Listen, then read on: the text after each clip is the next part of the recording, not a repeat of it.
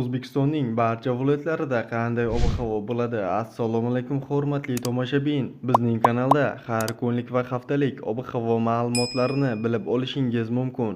Buning uchun video ostidagi bir dona like va podpisatsiya tugmasini bosib o'tishni unutmang. Like bosgan insonni Allohim doimo qo'llasin. O'zgidromet markazi 3-iyun kungi ob-havo prognozini e'lon qildi.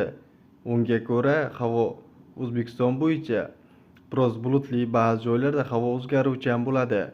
Yog'ingarchilik kutilmaydi.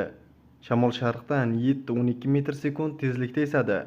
Harorat 30-35 daraja, shimoliy janub va cho'l hududlarida 38-40 daraja issiq bo'ladi.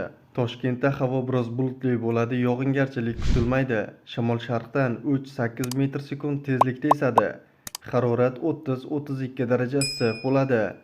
Respublikamizning tog' oldi va tog'li hududlarida havo o'zgaruvchan bo'ladi, ba'zi joylarda qisqa muddatli yomg'ir yog'adi. Momaqaldiroq bo'ladi. Shamol sharqdan 7-12 metr/sekund tezlikda esadi. Harorat 20-25 daraja issiq bo'ladi. O'zingizni asrang, xayr, sog' salomat bo'ling.